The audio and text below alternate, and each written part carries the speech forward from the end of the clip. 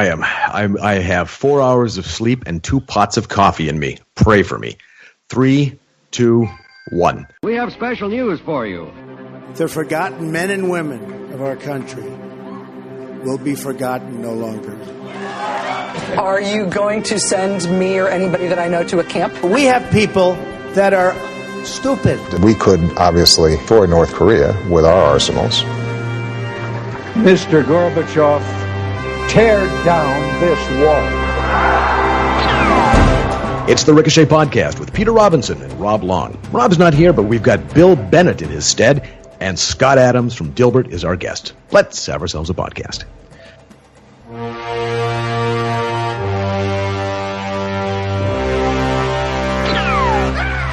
Bye-bye. Welcome, everybody. It's the Ricochet Podcast, number 364. It's brought to you by the fine people at Casper Mattresses. You can try Casper for 100 nights risk-free in your own home. If you don't like it, they'll pick it up and refund you everything, but you won't want to give it away.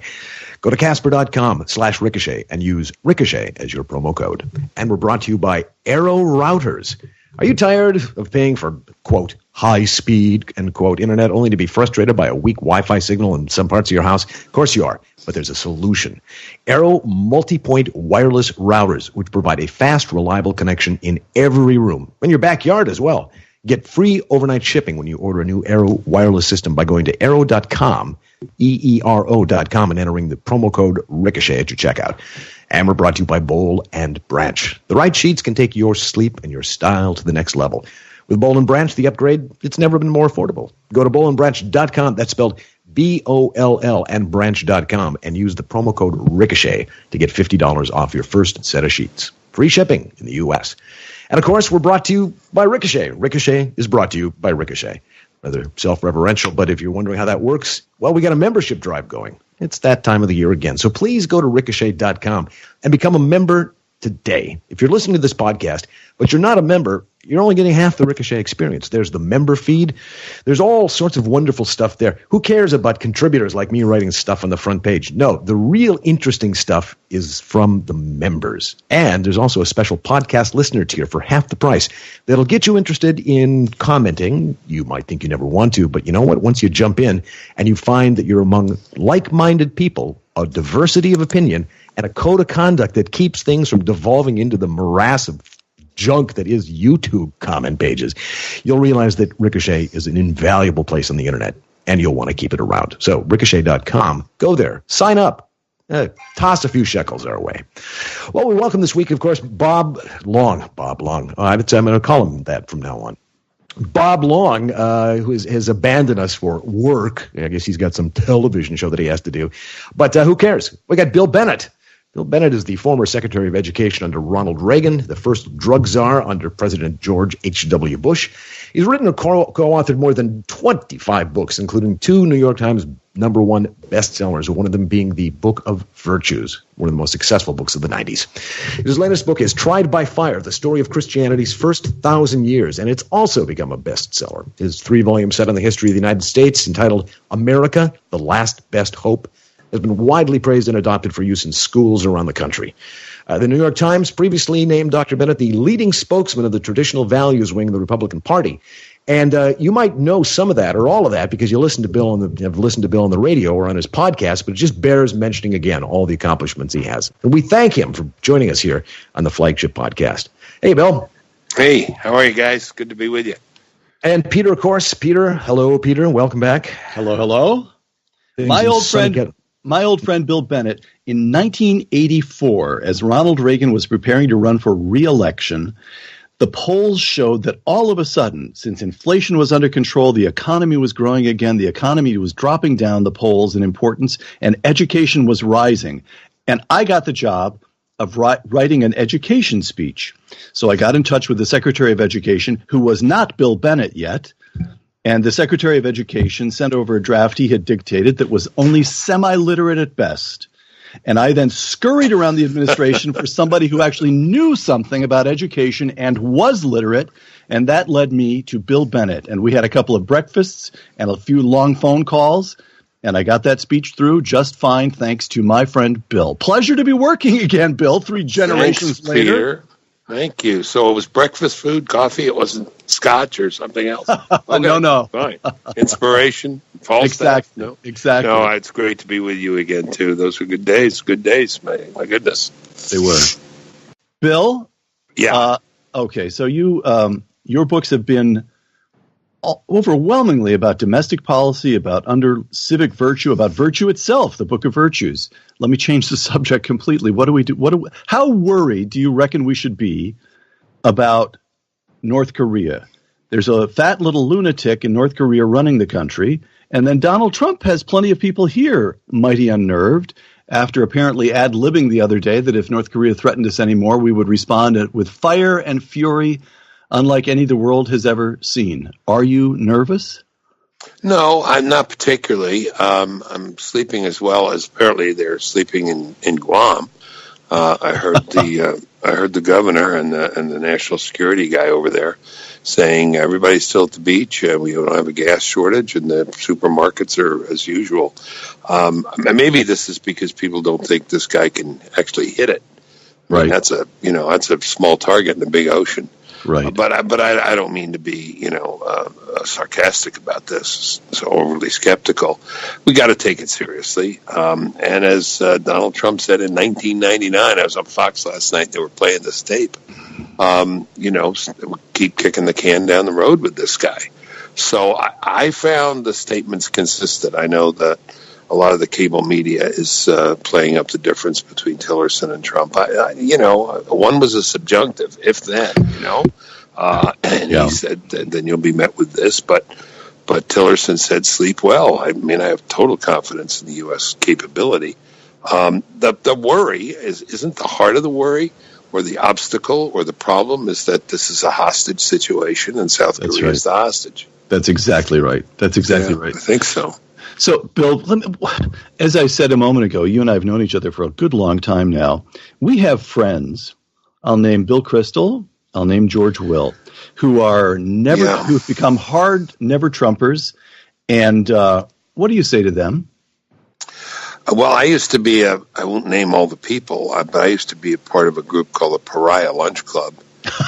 Certain group of conservatives regarded as pariahs. I was thrown out of the Pariah Lunch Club. What happens when you're thrown out of the Pariah Lunch Club? I was just going to... What are you? This is the degrees of alienation. Get out your Camus, But I don't know. I've had this discussion with Bill, and then we sort of gave it up. I've had to thin out my Rolodex. I don't know what got into people, but boy, they are dead set against ever changing their mind. There is no datum that can occur, no action the president can take, no speech he can give, including Poland, that will turn anybody. And so I just kind of shrug my shoulders, shake my head. I don't get it. I really just don't get it. And you still live in Washington most of the time, don't you? Where our official legal residence is North Carolina, but we hear a lot. I'm on the road a fair amount too. But, what I wanted to ask, I was chatting with an old friend of both of ours, Haley Barber, not too long ago. Yeah, and Haley said he'd spent most of his professional life, aside from 8 years as governor, in Washington for the last 4 decades. And I've been in California for a good long time now, so I've missed this. I just wanted to check what I saw, and I was visiting Washington, and I said, Haley, I've only been here 3 days, but I've never seen anything like this. That is to say, 2/3 of the town hates Donald Trump from the left, and about 1/3 of the town hates him from the right. Yeah. No, it's extraordinary. You're right, Peter. I have not seen anything like this either. It's intense. People will stop you on the street. I mean, this doesn't happen a lot, but someone stopped me on the street. I was walking back from the fitness center and said, I just want to tell you, I don't ever want to talk to you again. I said, have we ever talked before? He said, no. But I don't ever want to talk to you. I just think that your support of Trump is just totally offensive, and I just want nothing to do with you. It's gratuitous, and impolite and all those other things. But it's very intense. That's the way it is. A good friend, a famous guy, I won't say his name, wrote to me and said, and this is somebody whose work is very controversial. I've defended him on many occasions. He wrote to me and said, "I appreciate your defense of me in the past, but I think it best that we not communicate for 4 years or, God forbid, 8 years. Wow. Let's just put the friendship on hold." What the heck is that all about? See, the worrisome thing, Bill, is that you've written some very thick books, and when people start to throw them at you, it's not, if you'd written pamphlets, it would be easier. No, they're heavy. They're heavy. Yeah. Well, I actually, and the book, of course, the Book of Virtues, which you mentioned, people say, "How can you, you're the author of this book, how can you defend this guy?" I said, because I want to save the country, and I think he's got a much better shot saving the country than Hillary Clinton, for sure. The thing is, I have friends who are Trump supporters, and I was not a Trump guy. And we're still friends because we don't make this a binary Manichaean thing where you have to cast out the other person. Good. And I wonder if eventually I don't think that a lot of minds were changed by the sight of an inflatable duck with a Trump haircut staring down the White House, okay? I think that kind of shenanigans probably doesn't do a lot. But eventually there's an exhaustion that sets in. The more energy that you devote to hating Donald Trump and to castigating the people who support him for whatever reason, the more it takes out of you. I mean, some people may find personal validation and be energized by it, but the eventual cost of carrying around that coal of misery in your heart does not make for a happy society. It was Oscar Wilde, wasn't it, who said cynicism corrodes. I think that kind of intense hatred corrodes too. Yeah. It eats up your energy for sure. Who's got time for it? Who's got room for it? Bill, the question about the Book of Virtues is a reasonable question. So it's been a long time since we had a chance to chat. Let me just ask you a few of these questions. I'm sure you've answered. I know you've answered them. But the Book of Virtues, a virtue is fidelity in marriage. Donald Trump has been married repeatedly and brags about his affairs outside marriage. A virtue is self-discipline. The man seems to surrender to impulse after impulse after impulse. In other words, he doesn't. Nobody's saying he has to have the Augustan reserve of George Washington, but this really, the personal virtues seem almost non-existent. How do you cope with that argument? Well, there are some virtues. There's certainly perseverance. There's tenacity. There's a certain ability to go the long run. I think the guy is indefatigable. Works very hard. No, he shows up low on the virtue scale. But so do we all. One of the worst misunderstandings of that book was people said, "Oh, you think you're virtuous, that's why you wrote the book." No. I didn't write it out of excess. I wrote it out of need. A poor, aspiring, sinful creature myself. Of course, I prefer the sins right out there where I can see them, rather than requiring a criminal inquiry in grand juries all over the place. And with Trump's, they're sure out there. But so what? What is said of Antony and Cleopatra? His taints and virtues waged equal with him. Mm. Maybe on some of the personal virtues that outweighs, or the vices outweigh the virtues. My choice was binary. Use your word, right? And it was an very easy choice for me. And look, let's talk about issues. Let's talk about the issues that animated his campaign: the border, and ISIS, and jobs and employment. Not so bad on those three fronts right Correct. now, I'd say. Illegal immigration just to list them, illegal immigration is down some 70%. Right. Stock market is up. The economy grew in the second quarter about 100% more than it grew in the first quarter. We went from 1 point something or other to 2 point something or other. Neil Gorsuch is on the Supreme Court. There you go. He is? Okay. That was enough for me. Yeah, that's enough. Yeah. So, but don't forget the other one, because General Mattis says, Secretary Mattis says, annihilate. That's the verb he uses before using ISIS. Yeah, that's correct. At the end of Barack Obama's term of office, ISIS still held thousands of square miles of territory. They were the ones who wanted a caliphate. They were the ones who insisted on territory. The amount of territory that ISIS holds now, 0. When Mosul fell, that was the end of it. The single best thing he's done, though? You're asking me the single best thing he's done? Yes, Passed please. up the White House Correspondents' Dinner. I just think that is the greatest thing. That is you talk about, you should have been in Washington for that. They were reeling. They just couldn't stop talking about it. I think the word went out in the newsrooms, stop talking about it on TV. America doesn't know what the hell you're talking about. But their feelings were hurt so badly I just thought it was great. I got better things to do. What's the line from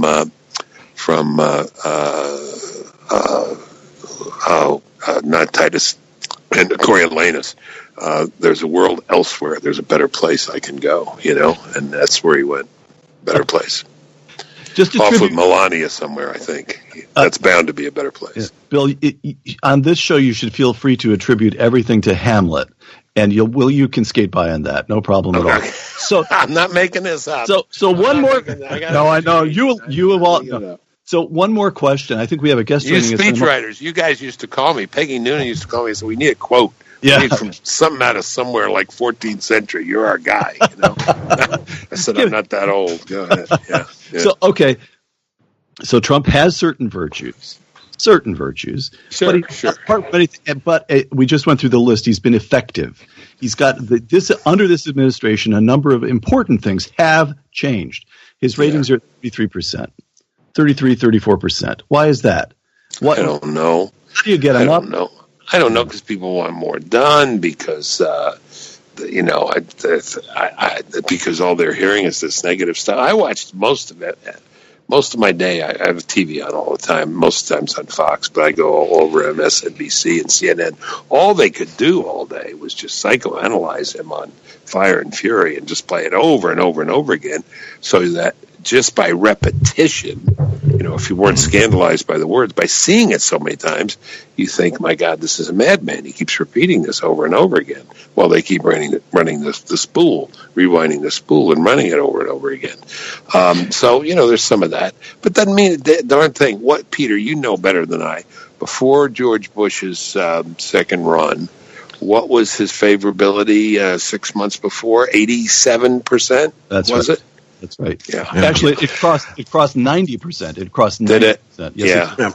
It may be how they answer the question. It may be what the question is exactly, because if somebody asks me if I approve of Donald Trump, I'm not going to say I am. But if I approve of the administration and what it's doing, I'm going to say yes. I mean, to me, those are two separate issues. And if that doesn't sound particularly sensible to some people, I apologize. I'm working on 4 hours of sleep, but don't blame my mattress. I was loath to get from my mattress this morning, and let me tell you why. Casper. Oh, what a bet. Casper is the sleep brand that created a perfect mattress that's sold directly to consumers, which eliminates those commission-driven, inflated prices. It's an award-winning sleep surface developed in-house. It's got a sleek design, and it's delivered in this small-sized box. It makes you think, there's no way there can be a bet than that, but there is. Now, the mattress industry, has forced consumers into paying notoriously high markups. Casper has revolutionized that industry by cutting the cost of dealing with resellers and showrooms. I mean, they're charging you essentially for the heat and the air conditioning, right? And they're passing the savings directly on to the consumer. In-house team of engineers spent thousands of hours developing the Casper with a supportive memory foam that's got just the right sink as you go to bed and just the right bounce so you don't feel like you're just, wallowing around on a sack of water. Plus, its breathable design sleeps cool to help you regulate your temperature throughout the night. Now, buying one of these, which you will, is completely risk-free. Free delivery from Casper and free returns with a 100-night home trial. If you don't like it, they'll pick it up and they'll refund you every single penny. Casper understands the importance of truly sleeping on a mattress before you commit, especially because you're going to spend a third of your life on it. So, obsessively engineered, shockingly fair price, supportive memory foam, 20,000 reviews, over 4.8 out of 5 stars. It's quickly becoming the internet's favorite mattress. And we never used to say things like that. The internet's favorite mattress. And frankly, now we do. And when you do say that, you think Casper. Free shipping, free returns in U.S. and Canada. 100-night risk-free try in your own home. You don't love it, they'll pick it up and they'll give you all your money back. Special offer for you, the Ricochet podcast listener. $50 off any mattress purchase at Casper.com/Ricochet. Using the coupon code Ricochet as your promo code. Casper.com/Ricochet. And we thank them for sponsoring the Ricochet podcast. And by the way, I only had 4 hours of sleep because I had to get up very early and do something I didn't want to do. And I will be going back to that bed as soon as possible. This is something that should wake me up. And you too. Talk about a guest. Scott Adams, creator, writer, artist behind Dilbert, the long-running cartoon strip appearing in 2,000 newspapers around the world and one of my longtime favorites. Prior to that, he worked in a bank, and he worked at Pac Bell. He's also a best-selling author, and his blogs and Periscope videos have become the go-to content if you want to understand the Trump era. Sort of reinvented himself in a curious fashion in front of all of us, and it was a delight and interesting thing to see. Welcome, Scott Adams. Scott, James Lallick's here in Minneapolis. Some Republicans and conservatives have trouble with Trump, Bill Kristol, George Will, Rob Long, myself. We weren't persuaded by the master persuader. So my question for you is twofold. One, why weren't we persuaded? And two, what is your advice to such people? Well, one of the signs of what I call a master persuader, someone who is unusually persuasive, is that that person creates deep enemies as well as deep allies. So it's common for people who are persuasive to have a lot of enemies. And part of the reason is that if that persuasion triggers somebody's cognitive dissonance, they're going to have to justify a reason for being on the other side. And sometimes that reason is, my God, this person is a monster. He's Hitler. He's crazy on the inside, even though we don't see much on the outside. So it is normal and expected and completely predictable that someone who is extra persuasive would also be extra hated. Now, the game with politics is you got to move, let's say maybe 5% of the public. And if you're running for president, you've got 2 years to do that. So moving 5% of the public is going to make you president. So persuasion is not about getting everybody. It's about getting enough. I understand that working for the Democrats, who believe that he was Hitler / Mussolini / every worst thing in the world you can imagine, but a lot of people who were not on his side and formed their opinion of him during the primaries, or for that matter, for watching the guy for 30 years, it wasn't a matter of demonizing him. It was finding very specific sets of his character and his behavior that they found not completely outside of the norm, but just objectionable enough in the American political stream. So what are these people malleable? Can they be brought on board is what I'm asking. I'm one of those guys who's waiting to be persuaded if the evidence is sufficient. Well, if I understand the criticisms from the people who are trying to be rational and they're doing a good job of it, and they're saying to themselves, look at this full picture of President Trump, and I find when I look at this full picture, a whole bunch of problems, things which I wish were not the case, things which every reasonable person would agree are not optimal. Now, the problem is we didn't really get a choice of a President Trump with all the good stuff without the bad stuff. Nobody offered that option to us.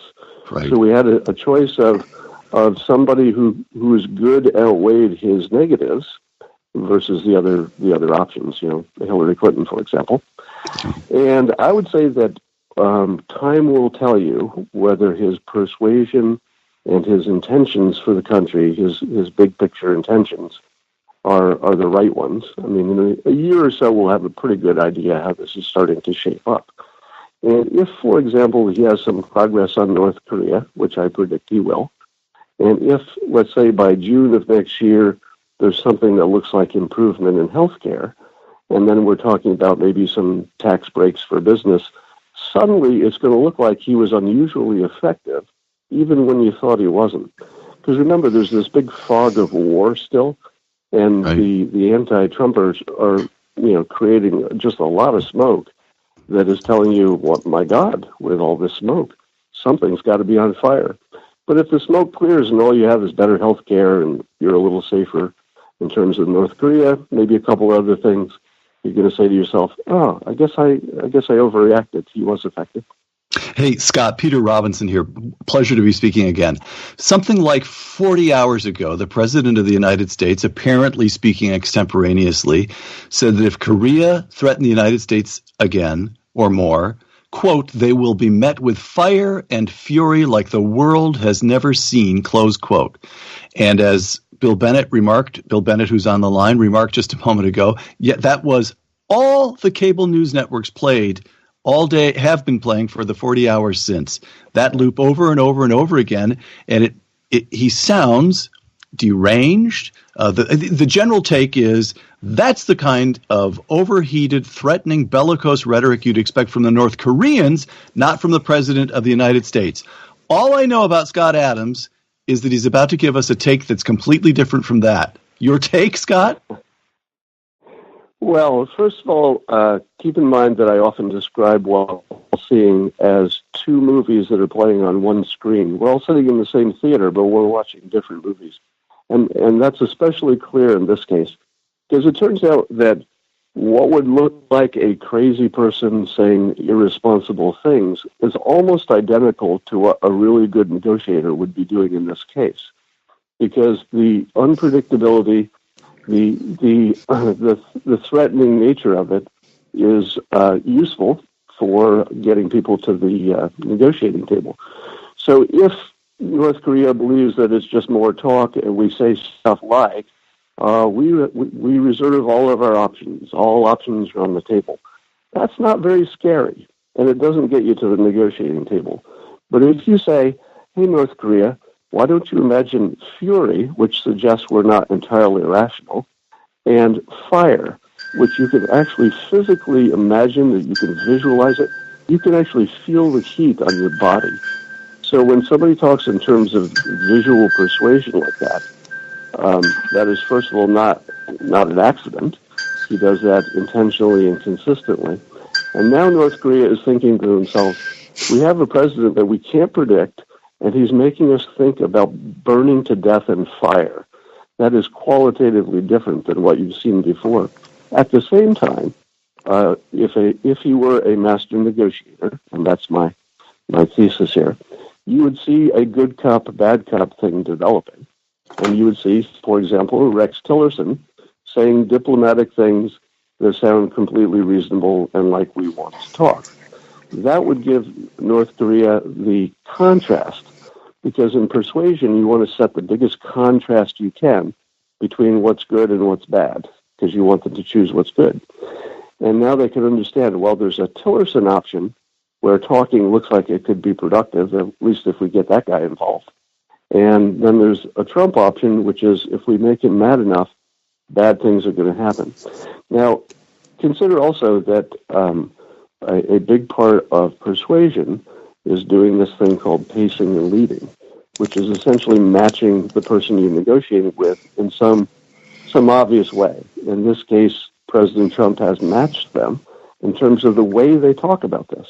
This is actually deeply important for persuasion, because he's he's becoming them so that they kind of get him and understand him a little bit. Because their deal is acting irrational when in fact they're rational, I believe. And so he's now matched them on that. And he's also done something I think is terribly important.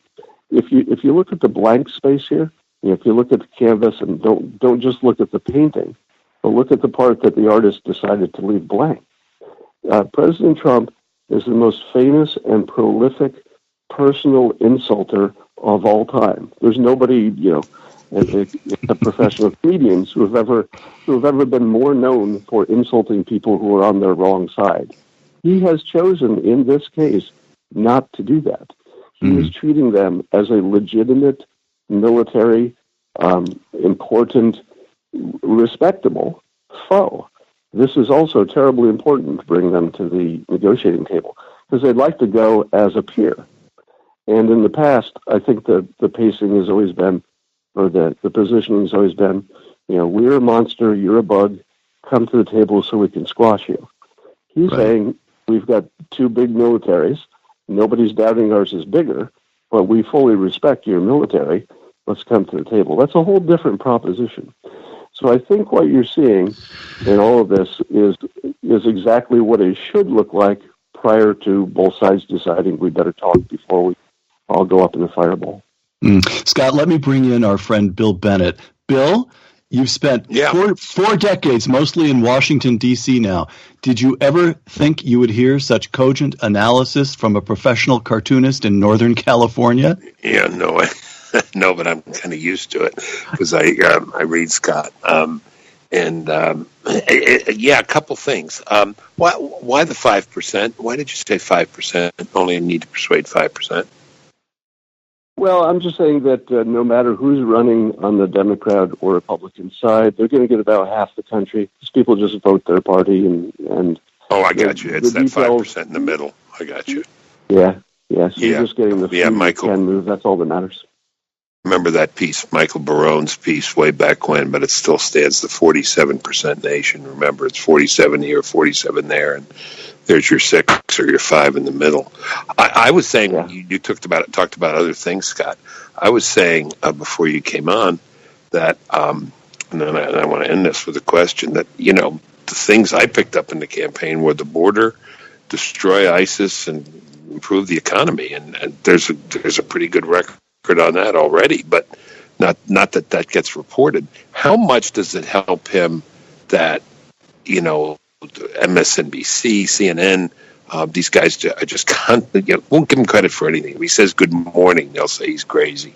How much does that help him, the piling on? Well, I'll tell you, they've trapped themselves in a corner because they've created this situation where they've lowered the expectations to such a degree that if he gets just a couple of notable wins, it's going to look like a pattern.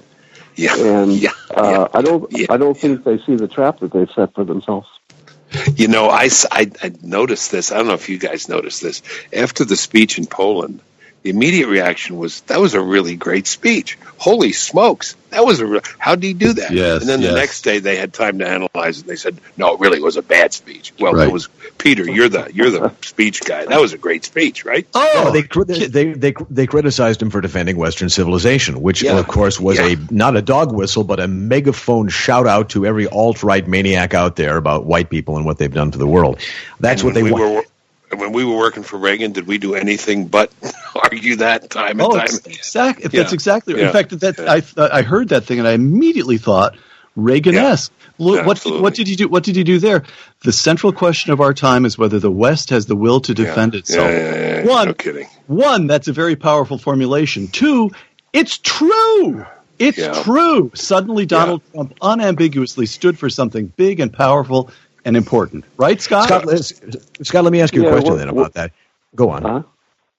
No, go on. I was just going to say that in terms of persuasion, there are few things that are more powerful than clarity and simplicity. Yeah. And even President Trump's biggest critics will give him that, except they attribute it to his low intellect. Right. Whereas, there's some amount of this doing the right thing over a long period of time in terms of persuasion, doing the right kind of framing and such, that it's just going to be too hard to ignore eventually. Can I ask Scott? Go ahead. Go on. I just wanted to ask Scott, because you said something earlier, Peter. Do people exhaust themselves on beating up on Trump and finally just resign or give up and it gets quieter? Or can this go on for 4 years or 8? Oh, I think it can go on for 4 years, and I think that the line of attack will keep changing. So what I predicted, I guess it was back at the end of last year or so, before inauguration, I said that the story arc we're about to watch is that on Inauguration Day, the anti-Trumpers will think that they had elected literally somebody who has Hitler-like qualities, like actual dictator Hitler kind of stuff. And that with a lack of supporting evidence, after a few months, people would say, okay, we might have been a little excited about this Hitler thing. It's not Hitler, but he's not doing it right. He's incompetent. And we saw that the transformation from Hitler, dance in the streets and protest, to, well, we're worried he's not quite as competent and smart as we hoped he was. He's chaotic and all that. And then I had predicted that by end of summer, and of course you have to allow that he's new on the job, right? So it's not going to be smooth first few months, nor did anybody elect him with that expectation. We expected somebody to go in and break some stuff, and demolition is the first phase. So now that he's got General Kelly in as chief of staff, I think you're going to see the turn to something that looks effective, even if the other side doesn't like the things he's doing. So I think that's the next phase is, oh my God, he is getting a lot done. He is effective, but we don't always agree with the choices. Yeah. Let's talk about inadvertent adverse persuasion. Donald Trump, what he says. He says it fairly plainly. And a lot of people react poorly because they don't like the tonality, they don't like the words that he uses, and sometimes a lot of his tweets are borderline. But the left seems unaware of how hectoring and lecturing and condescending it becomes. I was listening to National Public Radio today, and however many guests they have, the men all talk and have uptalk, all of them. They all sound insecure and very smart and from D.C. and always asking for approval. And then when the women come on, they all have a fry in their voice, and they all have the uptick as well. And you get this, you have a very clear picture of the milieu in which from which these people were produced. They don't seem to get that by constantly putting out articles telling us that, the moral history of air conditioning and why it's bad. Your hamburger is killing the planet. You shouldn't have cats and dogs. You shouldn't have more than one child. All of this stuff comes to this scolding betterment project that they have for us, which pushes, I think, a lot of people over to somebody like Trump, who they may not agree with, but are pretty sure that there's a shared pool of values there that are more tied to the American exceptionalist tradition. Does the left know that its tone is inadvertently adverse persuading? I think that they probably are not aware of it because people can't really see themselves as others see them. But if we're being fair, I think a lot of Trump supporters just scare the pants off of these people. And that's real too. So if you're talking about, gosh, why can't these people stop scolding and turning people off? That's a fair statement about some percentage of the people on that side. But it is equally fair to say there are plenty of Trump supporters who are just plain scary. And that the way I look at these things is everybody's trying to argue what's fair, what's good for the country, what makes a better world. But it's all fake because these are power struggles at the base. These are, if I'm a woman, how do I make the world better for women? Well, I'm going to say fairness. If I'm a white guy, how do I get some power back or gain power? And you say, well, it's unfair to me now.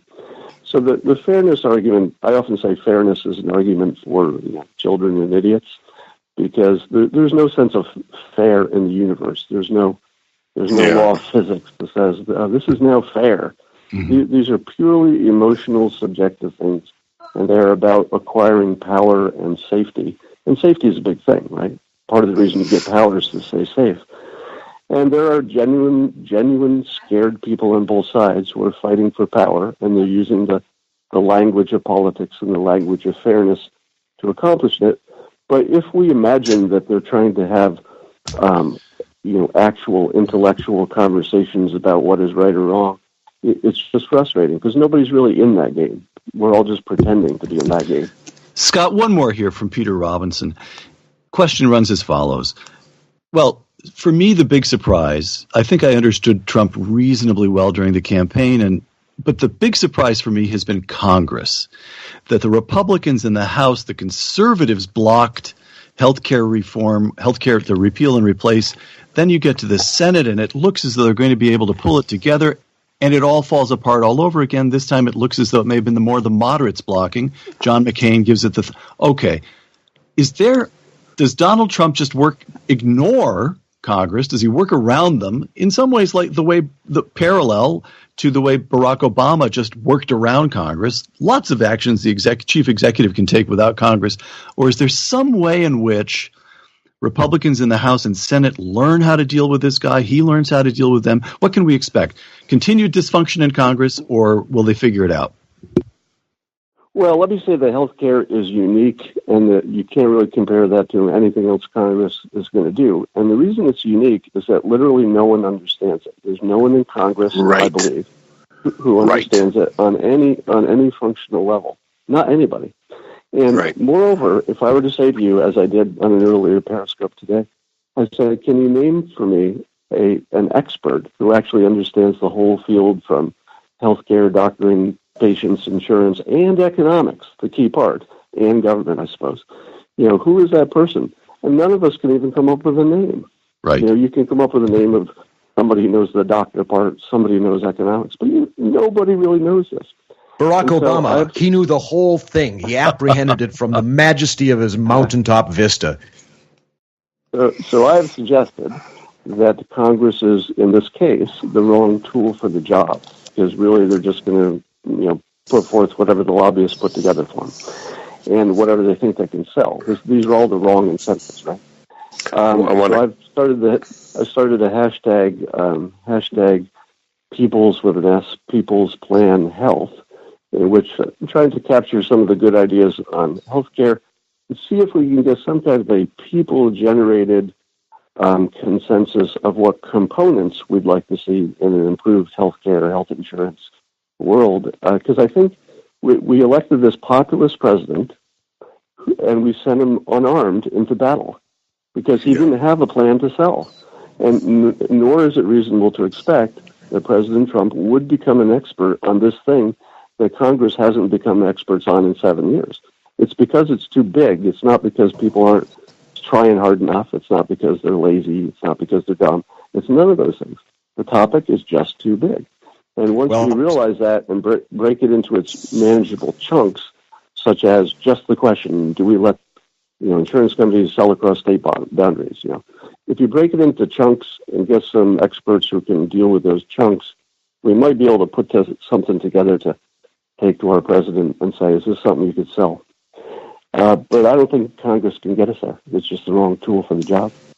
Well, you are the right tool for this particular job of helping people to understand and have a unique perspective on the Trump era. And so we thank you. And let me just say, Scott Adams, that if the president puts forward your nomination as ambassador to Albonia, I think that the nation will strongly back and agree with that. Right. Thank you for joining us. Thank you for joining us today. All right. Thank you, Scott. Thank you so much. All right. Bye-bye. And from what I understand, he suffered something of a career backlash from certain quarters, as happens when people uncloak and show themselves to not be constantly intravenously taking the leftist Soylent Green into their system all the time. And he seems okay with it, which is remarkable. But I can also imagine he gets a bit lonely. What does that mean? Somebody dropped Dilbert? No, speeches have been canceled. And the rest of it. And I imagine that, as with you, Bill, that there have been colleagues who've decided that he's to be cast out of the body, and all of it. You used to have this network, and all of a sudden, parts of your network drop away, for the network drops you off. But you don't have that problem at your home if you've got an Arrow system. No. Yeah. Arrow was created to build a Wi-Fi system. Okay. This is the system that we wished we all had in our homes from the beginning, all right? A fast, reliable connection in every single room, even out to your backyard, out to your garage. Now, the traditional single router model, which you may have, doesn't work for our increasingly high bandwidth world. You're streaming all this stuff. It's a huge amount of info coming down the pipe, but your old router, it's physics, frankly. It's like light waves. Wi-Fi waves don't go through walls very well. And if you got an old house, thick walls, you might have a great signal downstairs and you got a trickle up in your studio. It's like asking a light bulb in the living room, frankly, to light the master bedroom. It's just not going to work. So what you need is a distributed system. And that's what offices have had for years. You go to work and you can get your Wi-Fi everywhere, but it costs a lot of money. With Arrow, you can install an enterprise-grade Wi-Fi system in your house just in a few minutes, frankly. Download the Arrow app on your iOS or Android devices, and it'll walk you easily through every step of the process. It's quick, it's easy, it's painless. Now, current Wi-Fi routers are tough to manage and to optimize. I had an Apple, and it gave me trouble. This Arrow app lets you manage your network from the palm of your hand, which is really cool. You see exactly how many devices are connected at any point in time, what the speed they have, what you're getting from your service provider. You can create and share a guest network. Somebody comes along, you create a network for them, you give them a password, you get rid of it when it's done. What customization like that did you have before? No, none. Arrow is protected with state-of-the-art WPA2 encryption. That's not Works Progress Administration for you people out there with your 30s history. And it controls the hardware and the software, and it updates everything. That means you're always secure. Traditional routers, they're idiots. They don't get software updates, but Arrow updates automatically, so you not only have the latest features, you've got the best, latest security. Incredible customer support, something the company is really invested in. You can call and get a hold of a Wi-Fi expert in 30 seconds. And now it's even better.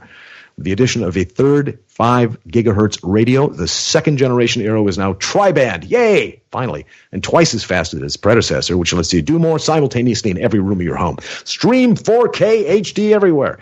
Whatever your Wi-Fi needs are, Arrow has the power to seamlessly blanket your home in fast, reliable Wi-Fi. And with the addition of the new Thread radio, Arrow can connect to low-power internet-connected devices like locks, doorbells, sensors, video, all that stuff, the whole Internet of Things devices, if you wish. Peter, you got a system. Tell us about it. I will tell you about it. We live in the old house you just described, James, and we had until about 4 days ago when we put this in, we had the router coming in one room.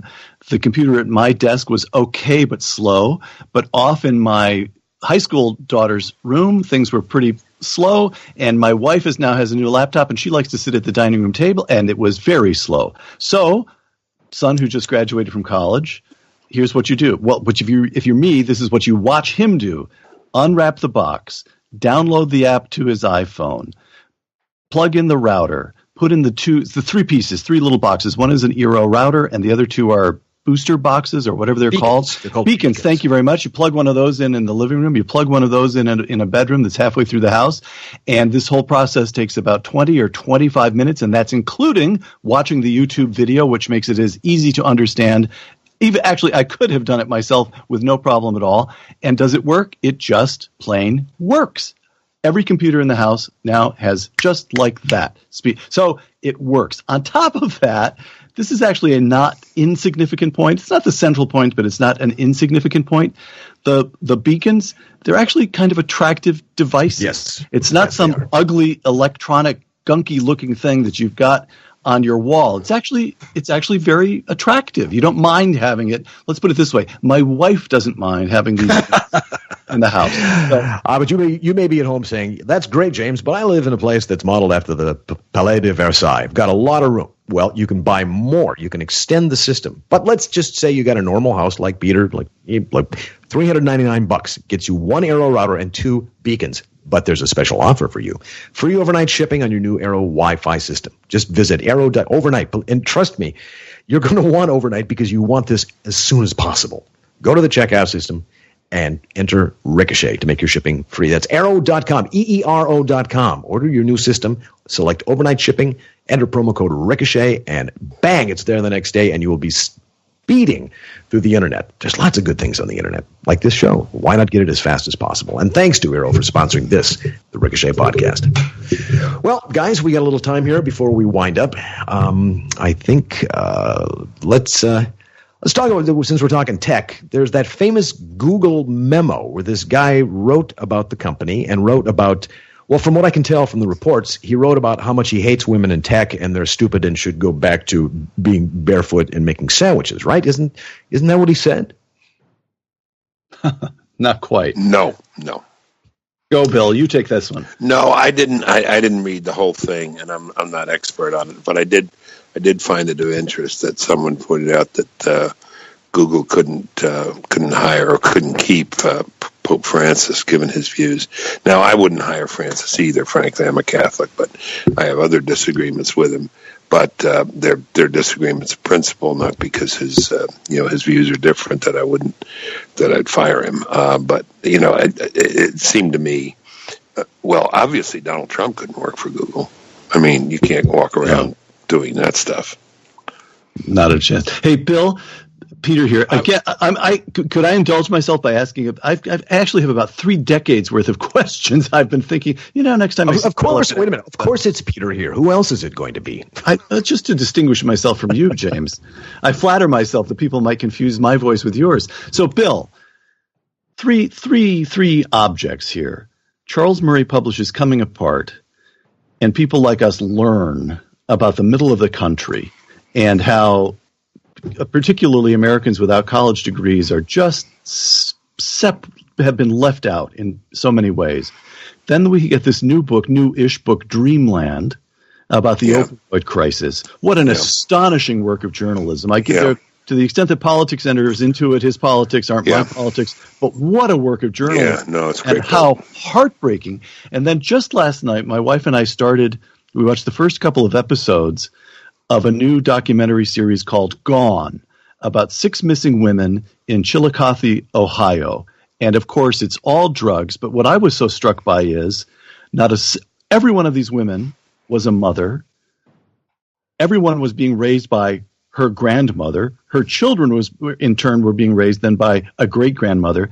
No fathers in the picture, let alone husbands in the picture. And you just get this, what used to be a picture of small town or medium-sized town America, Chillicothe, Ohio, paper mill town, good, decent American, and it's been ravaged by drugs and family breakdown.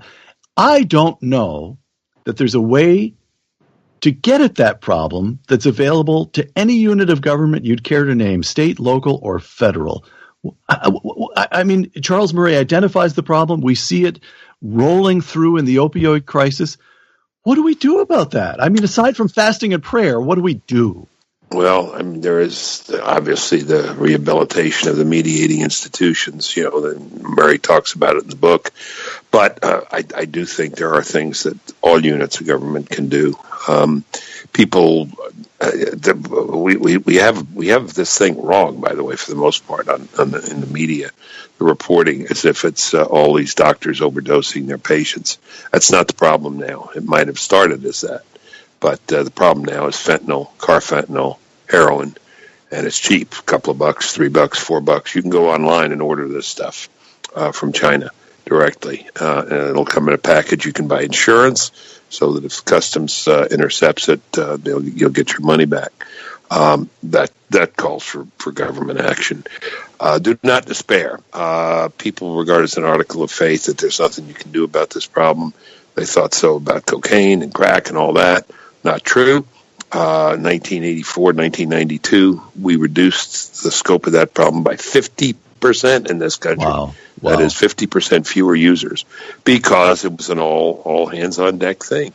You remember the advertisements, jumping off a diving board into an empty swimming pool. This is your brain on drugs. Right. Advertising. The media actually helped, believe it or not, even Hollywood. Sports figures, government was helpful. Local government was helpful. And people were mad. They were just mad about the carnage. And they can get mad again, and they better get mad again. I was over at the White House, and I don't mind telling you this, and I talked to the vice president's office and the vice president and said, one of the really sad things, what you were just talking about, Peter, is if you read Hillbilly Elegy, too, Kentucky, Ohio, this is Trump country. This is Trump-Pence country, You see the ravages, and then you see the signs, and these are Trump people. I said, Mr. Vice President, these are your people. These are people who supported you. We got to help them. We got to get out there and help them. I think the president gets this one. I really do. He lost a brother, to alcoholism, and I think he gets it. And we need to marshal everything we've got on this one. We can do it. We can get better. But the coming apart problems. How do people get religion back? How do they family breakdown? Rediscover the family, rediscover the value of family. You are right. All these women raising all these kids, these grandmothers raising all these kids, and where are these guys? Which somebody ought to reflect about in the light of that Google article. Exactly. Men and women are different. Women are left holding the bag. That's one of the differences. Right, and if you protest that societal breakdown, then you're demonizing single mothers. Then you have to deal with a raft of essays saying my mom was single and she did great, which may be the case, but the general point is that there are things which are better for society than alternatives, and intact nuclear families is one of them. Yeah, but my mother was a single mother, but she raised me and Bob Bennett. You got to like one of us. You don't have to like both of us, but you got to like one. She did hedge her bets there. I never thought of it that way, but you're right. No, but Carl Zinsmeister got it right years ago. He said, "Yeah, you can raise children with a single parent family. You can also raise a child in Lebanon. It's just a little harder. That's all." To deplore a general outcome is not to deplore the individuals who, blameless or not, may have been part of it. And it's so frustrating. You have to get past that to even get. So many of the arguments that we have today are like that. If you back in the days of gay marriage, for example, when you're talking about that and whether or not adoption agencies should give primary. You had to argue about whether or not gay people could be good parents before you could even get to the other issue, and you never did because that was always the argument. Yeah, it's complex. No, you can't engage the argument if you can't, tell the truth. If you can't speak the right terms. Can I say something about the Trump supporters? Because it made me laugh when Scott was talking. Because this was one of my breaks with one of my intellectual friends. You know this guy too. I'm not going to tell you his name. You can imagine. But I was saying at lunch, my last lunch, the Pariah Lunch Group. Out of which I was thrown. What happens when you're thrown out of the Pariah Lunch Group? Anyway, philosopher's puzzle. I said, you're just mad because no one, this guy makes his living by writing op-eds and books. I said, you're just mad because no one who has ever gone to a Trump rally has ever read anything you've written. Wow. Oh, I see why they threw you out, Bill. And second, I see why they threw you out. I said, second, there is nobody who supports Donald Trump who you could take in a fair fight. What? You look at those crowds, and when I look at those crowds, I think, man, these guys would be rough. Some of these guys would be rough. This was a person in journalism, because you know what what our official motto, which I think is now inscribed in some Latin version on our crest of arms, is to comfort the afflicted and afflict the comfortable, which actually was not a motto of any journalist. It came from some story and was a parody of what journalists thought. And I always argue with that with my coworkers and saying, why do we want to take people who've actually done well, got married, stayed together, worked hard, and they're comfortable? Why do they need to be afflicted exactly? Right. Yeah, exactly. Where do you go from there? But comfortable is the word. Comfortable, if you say it 3 times, comfortable, comfortable, comfortable, you've just said the 3 most important words for getting a good night's sleep. You have. Oh, you bet. And if you want the best... I'm sorry. Okay. If you want the best sleep of your life, and you do, you need to be comfortable. And that's what the sleep. Smooth. You guys are smooth. Go ahead. What's this guys plural here? You're doing a good Rob. You are smooth. Yeah, okay. You don't need any sort of medication to get you to sleep. No, you just need Boll and Branch sheets. What makes them unique is that each is crafted from 100% organic cotton, and that means that Boll and Branch sheets not only feel incredible, but they also look amazing. And since Boll and Branch sells exclusively online, you don't pay that expensive retail markup. Half the price for twice the quality. You're going to love these sheets. Now, try them for 30 nights and see for yourself. If you're not impressed, return them for a full refund. Boll and Branch has thousands of 5-star reviews. Just check the internet. Go take a look. The New York Times, Forbes, Wall Street Journal, they all rave about them. And even, dare we say, 3 U.S. presidents have Boll and Branch sheets. So I have them. I'm not presidential in any way, shape, or form. I'm simply too short. But I do know a good cotton feel when I get next to it, and I love my Boll and Branch sheets. And like I say, I'm working on 4 hours of sleep here. I can't wait to go meet those sheets again. You can meet them as soon as possible if you go to bullandbranch.com today, and you'll get $50 off your first set of sheets, plus free shipping in the U.S. when you use the promo code. What? All together now. Ricochet. $50 off free shipping right now. bullandbranch.com. Promo code Ricochet. That's BOLL and branch.com. And we thank them for sponsoring the Ricochet podcast. Well, Bill, I understand you have to go. You got a busy slate ahead of you this Thursday, and Peter, of course, is going to the beach for surfing, right? Still that time of the year? Oh, of course. Never not that time of year in California, James. Are you crazy? Me surf? Anyway. Well, we'd like to see you on the board with your sweater knotted around, I'm going to put on my PH deplorable T-shirt. I've got 6 up. Well, when you're cast out of the pariahs, that's where you go. How many PhDs in philosophy supported Trump? I think I'm the only one. Oh, you've got to be the only one. I think so. If there's another one with your broad listenership, if there's another one, I'd like to be in touch with them. I'm just going to say that there probably is a spate of them in the Ricochet, and they ought to go right now, and if they're not members, go for that $2.50 a month tier where they can listen to the podcast and they can sign up and say, Bill Bennett, you are not alone. There are many of us. There's a multitude. We are legion. Smooth as silk. God knows. I should have done this stuff. I would have never got off radio. Smooth as a Boll and Branch sheet, and as strong as an Eero connection, and as comfortable as a Casper mattress. We hope this podcast has been all those things for you. Please support those sponsors for supporting us. And, give us a good review on iTunes. Helps surface the show, as they say. Ben Shapiro had number 2 podcast after Oprah for a while. Come on. We can dethrone Ben. He's a great guy, but let's band together and knock him off, figuratively. See you in the comments. Bill, it's been a joy. Peter. Thank you. And we'll see you all at Ricochet 3.0. Thank you. My pleasure. Bye, guys. Take care. Bye-bye.